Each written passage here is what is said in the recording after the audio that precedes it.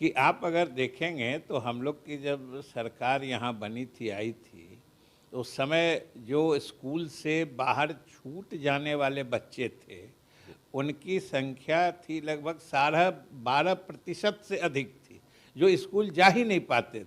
हुँ। चाहे गरीबी से हो, चाहे पारिवारिक सामाजिक मजबूरी के कारण हो, वो 12.5% बच्चे स्कूल जा ही नहीं पाते थे। लेकिन आज मुझको बताते हुए आपके चैनल के माध्यम से देश और प्रदेश के लोगों को कि आज वो प्रतिशत 1% से भी नीचे आ गई है। अभी हम लोगों ने पिछले दिनों संयोग से कोविड ने तो सबसे अधिक किसी क्षेत्र को प्रभावित किया है, जी। मतलब बुरे स्कूल ही अर्थों स्कूल ही में रहा है। यस।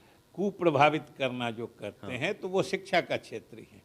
और हम लोग ये घोषणा करने वाले थे कि अब कोई भी स्कूल जाने की उम्र का बच्चा आज स्कूल से बाहर नहीं नहीं। छूट रहा है। इसके लिए हम लोगों ने एक प्रवेशोत्सव कार्यक्रम की शुरुआत की थी जी। कि जिसमें हमारे शिक्षक, जनप्रतिनिधिगण, सबका हमने कार्यक्रम बनाया था कि पूरे गांव में डोर टू डोर जाके जो कोई स्कूल जाने की उम्र का बच्चा घर में नहीं रहे, सब स्कूल जाए, ये कार्यक्रम हम लोगों ने चलाया था। ठीक उसी समय कोविड आ गया, 2 साल से तो आप सब लोग देख वाक़ई रहे में। हैं। यस। और ख़ास तौर से जो प्रारंभिक क्षेत्र, जो प्राथमिक और मध्य विद्यालय होते हैं, उस क्षेत्र में तो आप देखेंगे तो स्कूल की संख्या देखिए, लगभग 70,000 विद्यालय आज काम कर रहे हैं। पहले छात्र शिक्षक अनुपात जो होता है, जी। वो उस पर अगर आप देखिएगा हुँ। तो पहले वो 65-70 के बीच में हुआ करता था। आज हम लोग 45-47 के बीच में आ गए हैं। इतने शिक्षकों को हम लोगों ने पद सृजित करके उनकी नियुक्तियां नियुक्ति की की है। हैं। हुँ। इसी तरीके से इतने हम लोगों ने आधारभूत संरचनाओं में विकास किया है कि जो पहले समझिए कि छात्र और वर्ग कक्ष, जी, मतलब जी। स्टूडेंट और क्लासरूम का रेशियो था, वो भी बहुत घट के पहले करीब 70 से ऊपर था, 40 पे आ 40-45 आ गया। गया, जो हम लोग लगभग नेशनल एवरेज के पहुंच गए बिल्कुल, हैं। बिल्कुल। तो इस तरीके से उस क्षेत्र में हम लोगों ने काफ़ी अच्छी प्रगति की है और उसके नतीजे भी सबके सामने आ रहे हैं। एक चीज़ हम बता दें जी। कि हम संतुष्ट नहीं हैं, कोई हम अपने जितना हम लोगों ने उपलब्धि हासिल की है, जो हम लोगों ने अचीव किया है, ये हम लोग खुद इसे संतोषप्रद नहीं मानते हैं। हमें अभी और भी आगे जाना है।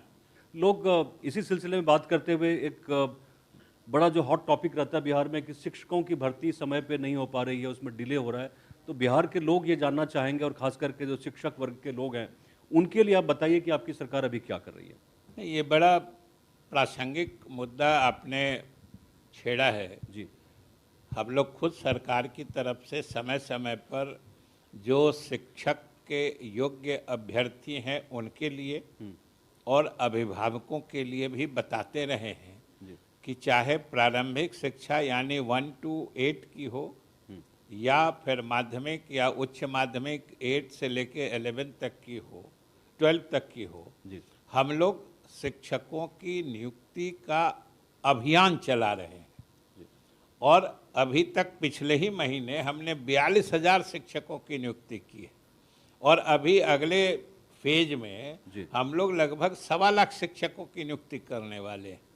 और जो अभी हम आर.के. सिंह जी को बहुत धन्यवाद देना चाहते हैं जी। कि उन्होंने सरकार के कई सफल और प्रभावकारी नीतियों की चर्चा की है।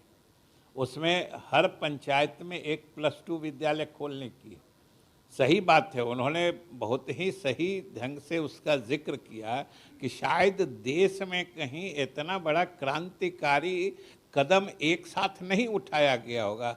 हम लोगों ने 5,000 से अधिक मध्य विद्यालयों को, जहाँ पे थोड़ा इंफ्रास्ट्रक्चर मौजूद था, हम लोगों ने माध्यमिक विद्यालय में उनको उत्क्रमित किया है। जी, जी, जी। माध्यमिक और उच्च माध्यमिक, बल्कि अब कोई सीधे माध्यमिक नहीं होता है, हम लोग जो माध्यमिक है उसको उच्च माध्यमिक यानी +2, जी। और अभी पिछले महीने 17 तारीख को हम 30,000 शिक्षकों की नियुक्ति करने वाले थे।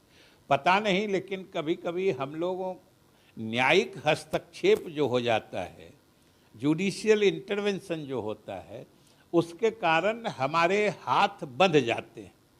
हम लोगों ने तो ये नियुक्तियां जो अभी 42,000 हमने की है और 1 लाख करने वाले हैं, वो भी रुकी हुई थी, न्यायालय में मामला पेंडिंग था। हम लोगों ने प्रोएक्टिवली विभाग की तरफ से लगातार कोर्ट से अनुरोध करते हुए हमने तो लास्ट में यहाँ तक कहा कि भाई आप जिनको कहिए, जैसे कहिए, नियुक्तियाँ करने के लिए हम तैयार हैं, हमको लेकिन नियुक्ति करने दीजिए। आप जो फॉर्मूला बना दीजिए, जो क्राइटेरिया बना दीजिए, जो प्रोसीजर तय कर दीजिए। लेकिन कुछ आरक्षण से रिलेटेड बात है, हमने कहा कि आप कहिए तो उतना पद हम रिजर्व करके छोड़ देते हैं, बाकी पदों पर करने दीजिए।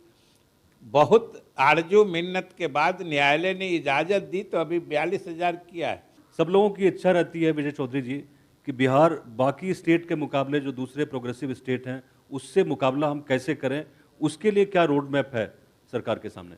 देखिए, हमको तो हमने शुरू में ही कहा कि हम बहुत आगे बढ़े हैं, लेकिन हमें इस बात का एहसास है कि हमें अभी बहुत दूर चलना है। खास तौर से जो हायर एजुकेशन है, अभी RK सिंह जी भी कह रहे थे, और हम समझते हैं जितने अगर यहाँ स्कूल वाले लोग होंगे, सबकी इच्छा होगी एक यूनिवर्सिटी खोलने की। RK सिंह जी भी बोल रहे थे। बिल्कुल। और हायर एजुकेशन जो होता है, मूल रूप से वो जो स्टूडेंट्स होते हैं, वो एक तरह से अंतिम पड़ाव पर पहुंचते हैं, शिक्षा ग्रहण करने के अंतिम छोर पे होते हैं, जहां से चाहे उनका अपना रेगुलर जीवन, शेष जीवन बिताने की दिशा तय होती है। हायर एजुकेशन या जो कॉलेज यूनिवर्सिटी के जो एजुकेशन होते हैं, उस क्षेत्र में हमें और भी काम करना है, और इस बार उस क्षेत्र में भी हम लोगों ने बहुत काम किया है। बाकी जो डिस्टेंस एजुकेशन है, हमारा जो नालंदा ओपन यूनिवर्सिटी है, उसके माध्यम से हम लोग 250 से अधिक ब्लॉक्स में यानी प्रखंडों में भी एजुकेशन सेंटर्स खोल रहे हैं, और बाकी धीरे धीरे सभी प्रखंडों को भी इससे आच्छादित करने की योजना है। इसलिए हम लोग लगातार इसमें आगे काम कर रहे हैं, और हमें पूरा भरोसा है कि आने वाले समय में भी कोई विद्यार्थी, चाहे गांव का हो, देहात का हो, गरीब हो, अगर उच्च शिक्षा ग्रहण करना चाहता है तो उसको कोई परेशानी नहीं। निश्चित तौर पे जो भौगोलिक स्थिति है, जिस